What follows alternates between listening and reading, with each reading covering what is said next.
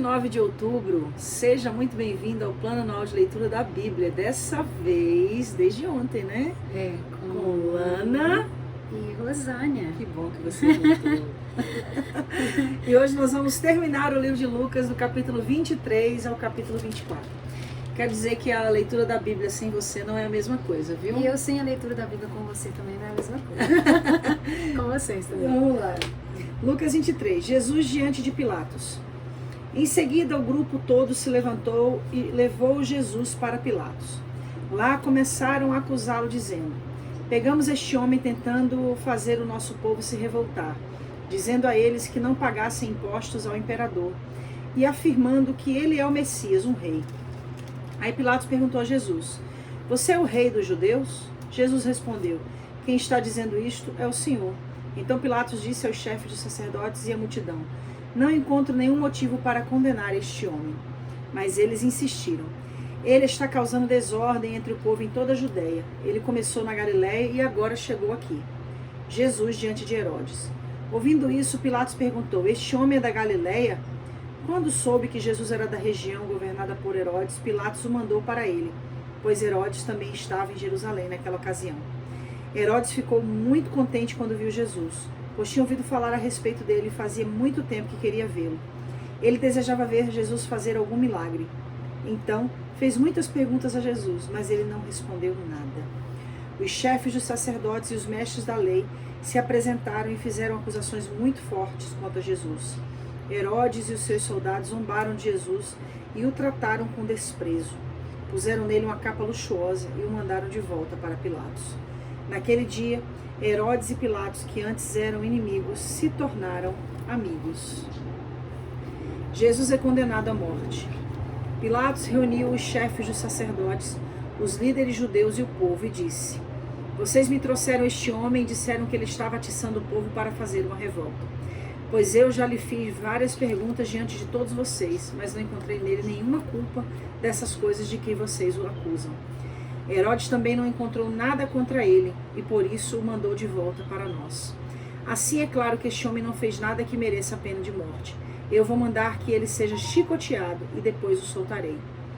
Na festa da Páscoa, Pilatos tinha o costume de soltar algum preso a pedido do povo. Aí toda a multidão começou a gritar: mate esse homem, solte Barrabás para nós. Barrabás tinha sido preso por causa de uma revolta na cidade e por assassinato. Então Pilatos, querendo soltar Jesus, falou outra vez com a multidão, mas eles gritavam mais ainda: crucifica, crucifica. E Pilatos disse pela terceira vez: mas qual foi o crime dele? Não vejo neste homem nada que faça com que ele mereça a pena de morte. Vou mandar que ele seja chicoteado e depois o soltarei. Porém, eles continuaram a gritar bem alto, pedindo que Jesus fosse crucificado, e a gritaria deles venceu. Pilatos condenou Jesus à morte, como pediam, e soltou o homem que eles queriam, aquele que havia sido preso por causa da revolta e de assassinato, e entregou Jesus para fazerem com ele o que quisessem. A crucificação de Jesus. Então os soldados levaram Jesus. No caminho eles encontraram um homem chamado Simão, da cidade de Cirene, que vinha do campo. Agarraram Simão e o obrigaram a carregar a cruz, seguindo atrás de Jesus. Uma grande multidão o seguia. Nela havia algumas mulheres que choravam e se lamentavam por causa dele. Jesus virou-se para elas e disse: mulheres de Jerusalém, não chorem por mim, mas por vocês e pelos seus filhos. Porque chegarão os dias em que todos vão dizer: felizes as mulheres que nunca tiveram filhos, que nunca deram à luz e que nunca amamentaram. Chegará o tempo em que todos vão dizer às montanhas: caiam em cima de nós, e dirão também aos montes: nos cubram. Porque se isso tudo é feito quando a lenha está verde, o que acontecerá então quando ela estiver seca? Levaram também 2 criminosos para serem mortos com Jesus. Quando chegaram ao lugar chamado a Caveira, ali crucificaram Jesus e junto com ele os 2 criminosos, um à sua direita e o outro à sua esquerda. Então Jesus disse: Pai, perdoa essa gente, eles não sabem o que estão fazendo. Em seguida, tirando a sorte com dados, os soldados repartiram entre si as roupas de Jesus. O povo ficou ali olhando e os líderes judeus zombavam de Jesus, dizendo: ele salvou os outros, que salve a si mesmo, se é de fato o Messias que Deus escolheu. Os soldados também zombavam de Jesus. Chegavam perto dele e lhe ofereciam vinho comum e diziam: se você é o rei dos judeus, salve a você mesmo. Na cruz, acima de sua cabeça, estavam escritas as seguintes palavras: Este é o Rei dos Judeus. Um dos criminosos que estava crucificado ali insultava Jesus, dizendo: Você não é o Messias? Então salve você mesmo e a nós também. Porém outro repreendeu, dizendo: Você não teme a Deus? Você está debaixo da mesma condenação que ele recebeu. A nossa condenação é justa e por isso estamos recebendo o castigo que nós merecemos por causa das coisas que fizemos. Mas ele não fez nada de mal. Então disse: Jesus, lembre de mim quando o Senhor vier como rei. Jesus respondeu: Eu afirmo a você que isto é verdade. Hoje você estará comigo no paraíso. A morte de Jesus. Mais ou menos ao meio-dia o sol parou de brilhar e uma escuridão cobriu toda a terra até as 3 horas da tarde. E a cortina do templo se rasgou pelo meio. Aí Jesus gritou bem alto: Pai, nas tuas mãos entrego o meu espírito. Depois de dizer isso, ele morreu. Quando o oficial do exército romano viu o que havia acontecido, deu glórias a Deus, dizendo: De fato, este homem era inocente.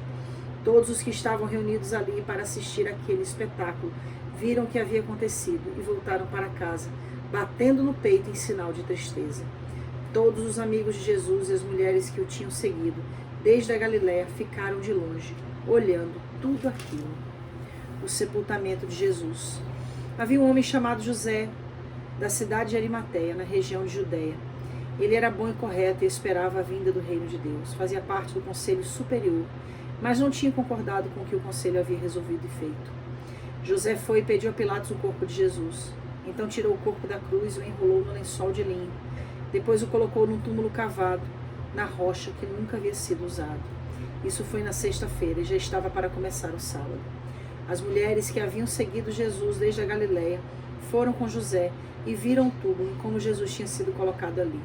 Depois voltaram para casa e prepararam perfumes e óleo para passar no corpo dele. E no sábado elas descansaram, conforme a lei manda. A ressurreição de Jesus. No domingo bem cedo, as mulheres foram ao túmulo, levando os perfumes que haviam preparado. Elas viram que a pedra tinha sido tirada da entrada do túmulo. Porém, quando entraram, não acharam o corpo de Jesus e não sabiam o que pensar. De repente, apareceram diante delas 2 homens vestidos com roupas muito brilhantes, e elas ficaram com medo e se ajoelharam e encostaram o rosto no chão. Então os homens disseram a elas: Por que é que vocês estão procurando entre os mortos quem está vivo? Ele não está aqui, mas foi ressuscitado. Lembrem que quando estava na Galiléia ele disse a vocês: O Filho do Homem precisa ser entregue aos pecadores, precisa ser crucificado e precisa ressuscitar no 3º dia. Então as mulheres lembraram das palavras dele e quando voltaram do túmulo, contaram tudo isso aos 11 apóstolos e a todos os outros. Essas mulheres eram Maria Madalena, Joana e Maria, mãe de Tiago. Essas e as outras mulheres que foram com elas contaram tudo isso aos apóstolos, mas eles acharam que as mulheres estavam dizendo era tolice e não acreditaram. Porém, Pedro se levantou e correu para o túmulo. Abaixou-se para olhar e viu somente os lençóis de linho e nada mais. Aí voltou para casa admirado com o que havia acontecido. No caminho de Emaús. Naquele mesmo dia, 2 dos seguidores de Jesus estavam indo para um povoado chamado Emaús, que fica a mais ou menos 10 quilômetros de Jerusalém. Eles estavam conversando a respeito de tudo o que havia acontecido. Enquanto conversavam e discutiam, o próprio Jesus chegou perto e começou a caminhar com eles. Mas alguma coisa não deixou que eles o reconhecessem. Então Jesus perguntou: O que é que vocês estão conversando pelo caminho? Eles pararam com um jeito triste. E um deles, chamado Cleopas, disse: Será que você é o único morador de Jerusalém que não sabe o que aconteceu lá, nesses últimos dias? O que foi? Perguntou ele. E eles responderam: O que aconteceu com Jesus de Nazaré? Esse homem era profeta, e para Deus e para todo o povo, ele era poderoso em atos e palavras. Os chefes dos sacerdotes e os nossos líderes o entregaram para ser condenado à morte e o crucificaram. E a nossa esperança era que fosse ele quem iria libertar o povo de Israel. Porém, já faz 3 dias que tudo isso aconteceu. Algumas mulheres do nosso grupo nos deixaram espantados, pois foram de madrugada ao túmulo e não encontraram o corpo dele. Voltaram dizendo que viram anjos e que estes afirmaram que ele está vivo. Alguns do nosso grupo foram ao túmulo e viram que realmente aconteceu o que as mulheres disseram, mas não viram Jesus. Então Jesus lhes disse: como vocês demoram a entender e a crer em tudo que os profetas disseram? Pois era preciso que o Messias sofresse e assim recebesse de Deus toda a glória. E começou a explicar todas as passagens das Escrituras Sagradas que falavam dele, iniciando com os livros de Moisés e os escritos de todos os profetas. Quando chegaram perto do povoado para onde iam, Jesus fez como que iam para mais longe, mas eles insistiram com ele para que ficasse, dizendo: fique conosco, porque já é tarde, e a noite vem chegando. Então Jesus entrou para ficar com os dois. Sentou-se à mesa com eles, pegou o pão e deu graças a Deus. Depois partiu o pão e deu a eles. Aí os olhos deles foram abertos, e eles reconheceram Jesus. Mas ele desapareceu. Então eles disseram para o outro: não parecia que o nosso coração queimava dentro do peito quando ele nos falava na estrada e nos explicava as Escrituras Sagradas? Eles se levantaram logo e voltaram para Jerusalém, onde encontraram os 11 apóstolos reunidos com outros seguidores de Jesus. E os apóstolos diziam: de fato, o Senhor foi ressuscitado e foi visto por Simão. Então, os dois contaram o que havia acontecido na estrada e como tinham reconhecido o Senhor quando ele havia partido o pão. Jesus aparece aos discípulos. Enquanto estavam contando isso, Jesus apareceu de repente no meio deles e disse: que a paz esteja com vocês. Eles ficaram assustados e com muito medo e pensaram que estava vendo um fantasma. Mas ele disse: por que vocês estão assustados? Por que há tanta dúvida na cabeça de vocês? Olhem para as minhas mãos e para os meus pés e vejam que sou eu mesmo. Toquem em mim e vocês vão crer, pois um fantasma não tem carne nem osso, como vocês estão vendo que eu tenho. Jesus disse isso e mostrou as suas mãos e os seus pés. Eles ainda não acreditavam, pois estavam muito alegres e admirados. Então ele perguntou: vocês têm aqui alguma coisa para comer? Eles lhe deram um pedaço de peixe assado, que ele pegou e comeu diante deles. Depois disse: enquanto ainda estava com vocês, eu disse que tinha de acontecer tudo o que estava escrito a meu respeito na lei de Moisés, nos livros dos profetas e nos salmos. Então Jesus abriu a mente deles para que eles entendessem as Escrituras Sagradas. E disse que está escrito é que o Messias tinha de sofrer e no terceiro dia ressuscitar, e que em nome dele a mensagem sobre o arrependimento e o perdão dos pecados seria anunciado a todas as nações, começando em Jerusalém. Vocês são testemunhas destas coisas. Eu lhes mandarei o que o meu Pai prometeu, mas esperem aqui em Jerusalém até que o poder de cima venha sobre vocês. Jesus é levado para o céu. Então Jesus os levou para fora da cidade até o povoado de Betânia. Ali levantou as mãos e os abençoou. Enquanto os estava abençoando, Jesus se afastou deles e foi levado para o céu. Eles o adoraram e voltaram para Jerusalém cheio de alegria e passavam o tempo todo no pátio do templo, louvando a Deus. Que lindo, hein? Eita, Jesus. Um monte de mensagem aí, hein? Tem um monte mesmo. Eu fico pensando, se eu tivesse que escolher um momento que esses discípulos vivenciaram, um deles seria esse, né? Esse momento de vê-lo descer ao céu. Mas, sem sombra de dúvida, existe uma grande possibilidade de sermos a geração que vai testemunhá-lo vindo dos céus, em nome de Jesus. Que assim seja, em nome de Jesus. Gostei muito dessa... Sempre gostei, na verdade, né? O caminho de Emaús. É maravilhoso, né? Os discípulos indo, né? Com certeza tristes. Sim. Entristecidos, né? Pela perda do Messias, né? Entre aspas. E Jesus aparecer ali, conversando com eles, né? E eles só têm a revelação de que era ele quando se partiu o pão. Quando Jesus partiu o pão. Sentados à mesa. Isso. Relacionamento. Muitos podem olhar para essa passagem e defini-la da seguinte maneira: enquanto eles estavam no caminho, ouvindo falar de Jesus, ouvindo acerca das profecias. E intenções boas, né? Porque eles eram discípulos, né? Mas eles não tinham ainda a revelação. O caminho traz o conhecimento, mas é o relacionamento que traz a revelação. E o relacionamento está aí baseado nessa mesa, né? No sentar-se à mesa, no partir o pão. É o relacionamento com Deus que faz a gente ter a revelação plena do verbo. Aí que os olhos se abrem. A revelação plena da palavra, a revelação plena de Jesus e do Jesus que quer realizar em nós, porque ele estava ali para realizar naqueles 2 discípulos. Então, eu acredito que esses últimos capítulos de Lucas falam muito sobre essa questão do relacionamento. Isso acontece de novo ali no final, quando ele aparece aos discípulos, né? Eles ainda não acreditavam, pois estavam muito alegres e admirados. Ou seja, ainda não estavam acreditando no que estava vendo. Capítulo 24, versículo 41. Aí Jesus pergunta, vocês têm alguma coisa para comer? Ou seja, de novo, vão para a mesa.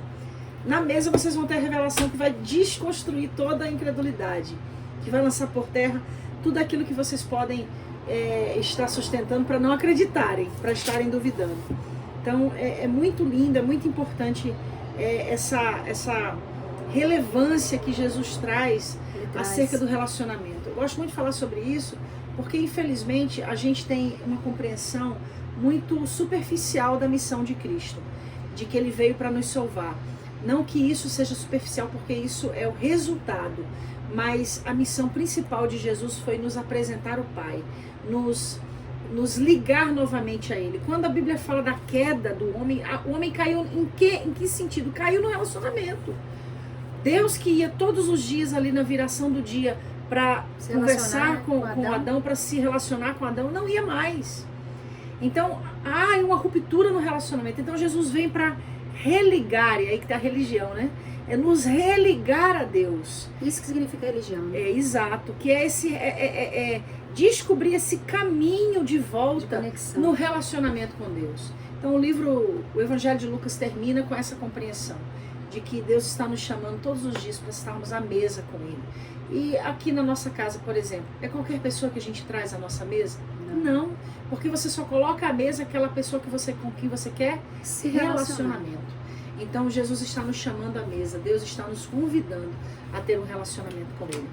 E assim a gente termina o livro de Lucas, e a nossa oração, o nosso desejo é que você, como foi falado na palavra de ontem, que você restaure a sua vida de oração, porque restaurar a vida de oração é restaurar a comunhão, é se dispor a estar na mesa com Ele, e que seus olhos se abram para a revelação real de quem Cristo é, de quem Deus é.